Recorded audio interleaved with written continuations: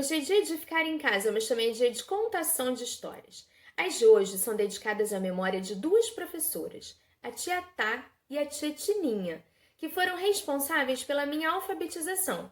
E se hoje eu gosto tanto de ler, eu devo isso às duas. A primeira história está nesse livro, Fábulas de La Fontaine. Ela é bem conhecida, mas é importante para uma reflexão no final. A cigarra e a formiga. Tendo a cigarra em cantigas folgado todo o verão, achou-se em penúria extrema, na tormentosa estação. Não lhe restando migalha que trincasse a tagarela, foi valer-se da formiga que morava perto dela. Amiga, diz a cigarra, prometo a fé animal, pagar-vos antes de agosto os juros e o principal. A formiga nunca empresta, nunca dá, por isso junta. No verão em que lhe davas, a pedinte ela pergunta. Responde a outra, eu cantava, noite e dia, toda hora. Ó, bravo, torna a formiga, cantavas? Pois dança agora. Segunda história, no livro das Virtudes, organizado por William Bennett. Um apólogo de Machado de Assis. Era uma vez uma agulha que disse a um novelo de linha: por que está você com esse ar, dona Linha, toda cheia de si, toda enrolada, para fingir que vale alguma coisa nesse mundo? Deixe-me, senhora. Que a deixe? Que a deixe? Por quê? Porque lhe digo que está com ar insuportável. Repito que sim, e falarei sempre que me der na cabeça. Que cabeça, senhora? A senhora não é alfinete, é agulha. Agulha não tem cabeça. Que lhe importa o meu ar? Cada qual tem o ar que Deus lhe deu. Importa-se com a sua vida e deixa dos outros. Mas você é orgulhosa. De certo que sou. Mas por quê? É boa porque costuro. Então os vestidos e enfeites de nossa ama, quem é que costura senão eu? Você. Esta agora é melhor. Você que costura? Você ignora que quem os costura sou eu e muito eu? Você fura o pano, nada mais. Eu costuro. Prendo um pedaço ao outro, dou feição aos babados. Isso a linha falando. Sim, mas de que vale isso? Eu é que furo o pano, vou adiante puxando por você, que vem atrás, obedecendo ao que eu faço e mando. Também os batedores vão adiante do imperador. Você, imperador? Não digo isso, mas a verdade é que você faz um papel subalterno. Indo adiante, vai só mostrando o caminho, vai fazendo o trabalho obscuro e ínfimo. Eu é que prendo, ligo. Estavam nisto quando a costureira chegou à casa da baronesa. Não sei se disse que isto se passa em casa de uma baronesa, que tinha a modista ao pé de si para não andar atrás dela. Chegou a costureira, pegou o pano, pegou a agulha, pegou a linha, enfiou a linha na agulha e começou a costurar. Uma e outra iam andando orgulhosas pelo pano adiante, que era a melhor das sedas entre os dedos da costureira, ágeis como os galgos de Diana. Diana, uma deusa da mitologia romana, deusa da caça, da lua, e galgos eram os cães de caça. Isso para dar um tom poético. E dizia a agulha: então, senhora Linha, ainda teima no que dizia há pouco? Não repara que esta distinta costureira só se importa comigo? Eu é que vou aqui entre os dedos dela, unidinha a eles, furando abaixo e acima. A linha não respondia nada, ia andando. Buraco aberto pela agulha era logo enchido por ela, silenciosa e ativa, como quem sabe o que faz e não está para ouvir palavras loucas. A agulha, vendo que ela não dava resposta, calou-se e foi andando. e era tudo silêncio na saleta de costura. Não se ouvia o plique, plique, plique, plique da agulha no pano. Caindo o sol, a costureira dobrou a costura para o dia seguinte, continuou ainda nesse e no outro, até que no quarto acabou a obra e ficou esperando o baile. Veio a noite do baile e a baronesa vestiu-se.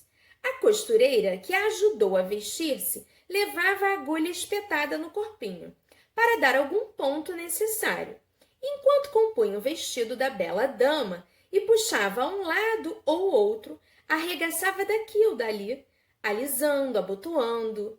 A linha, para mofar da agulha, perguntou-lhe: Ora, agora, diga-me quem é que vai ao baile no corpo da baronesa, fazendo parte do vestido e da elegância. Quem é que vai dançar com ministros e diplomatas, enquanto você volta para a caixinha da costureira, antes de ir para o balaio das mucamas? Vamos lá, diga. Parece que a agulha não disse nada, mas um alfinete de cabeça grande e não menor experiência murmurou a pobre agulha: Anda, aprende, sua tola.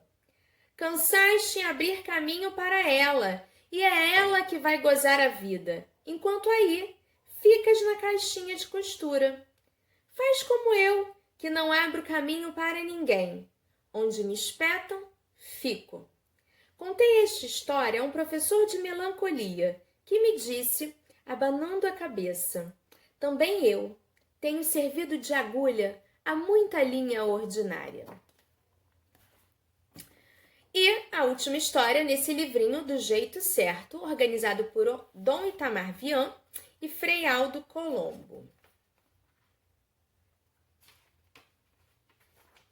A figueira e o bambu. Fazia calor e a temperatura estava abafada.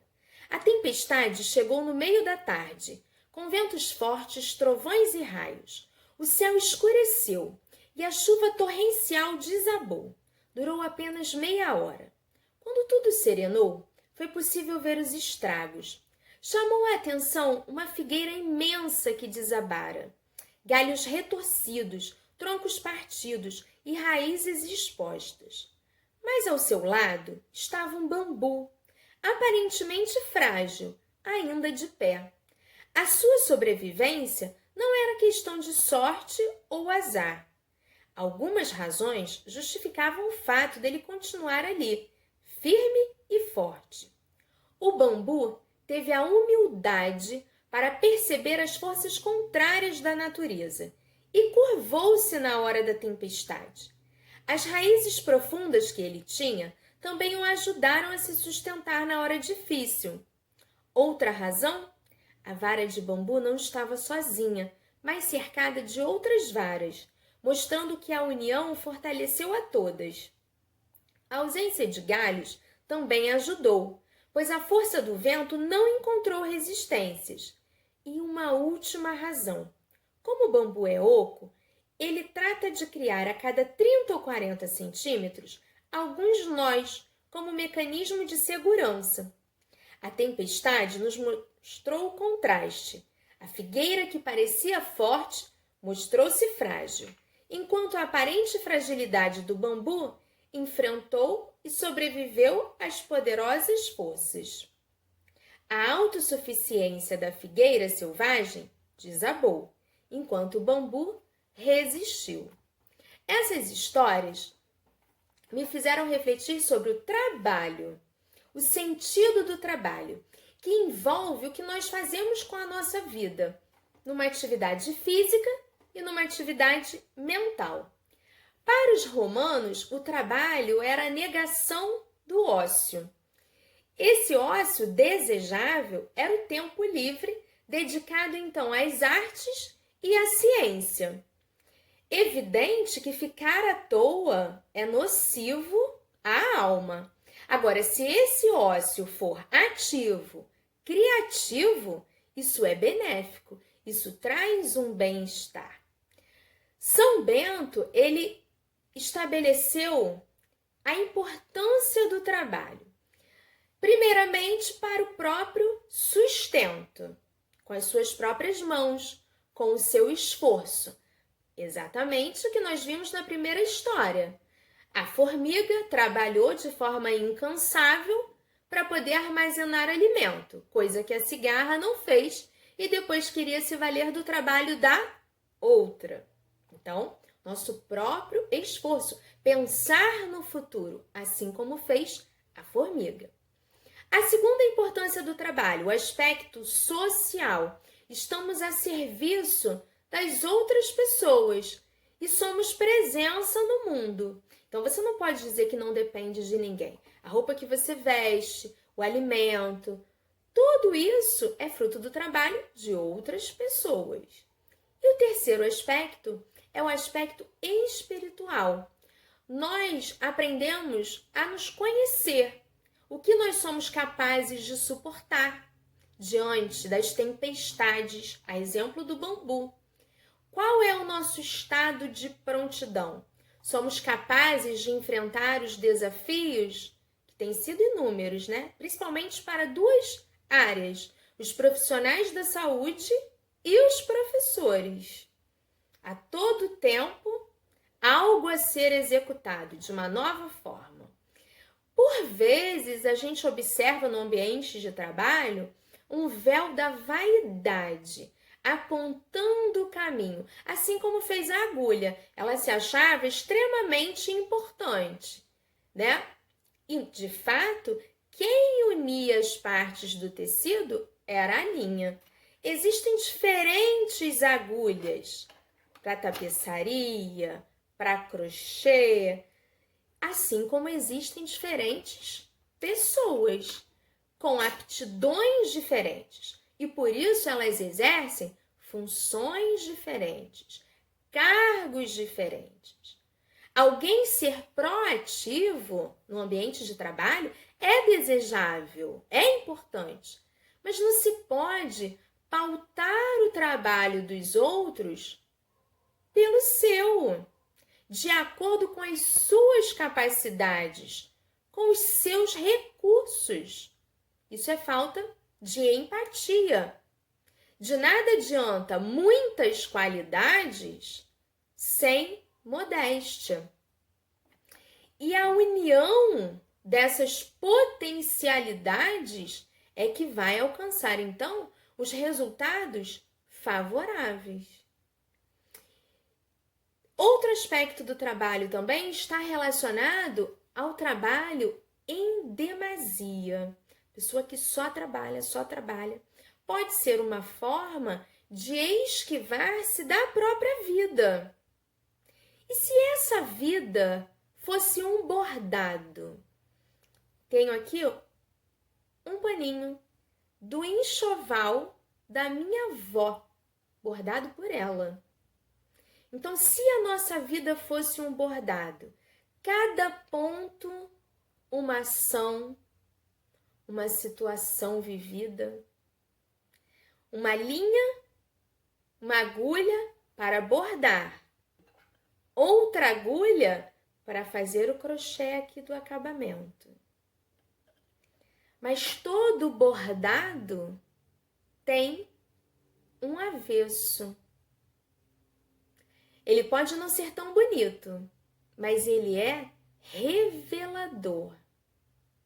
Então, se a sua vida fosse um bordado, como está o avesso do seu bordado? O avesso pode então revelar como esse bordado foi feito. Se foi com pressa ou com calma, com paciência ou não. Se havia um molde a ser seguido ou foi uma obra aberta. Agora, um bordado, ele pode ser refeito, basta desmanchar os pontos. Fazendo essa metáfora com a vida, nem sempre é possível. Então, o bordado é um exemplo de trabalho em harmonia. Harmonia de cores, harmonia das linhas, das agulhas necessárias, harmonia entre a pessoa que faz o bordado, o tecido, a linha. Isso sim é um trabalho bem-sucedido. Que a sua vida seja um lindo bordado, inclusive no ambiente de trabalho. Tia Tá, tia Tininha, onde vocês estiverem, o meu beijo e vem comigo, conta uma história.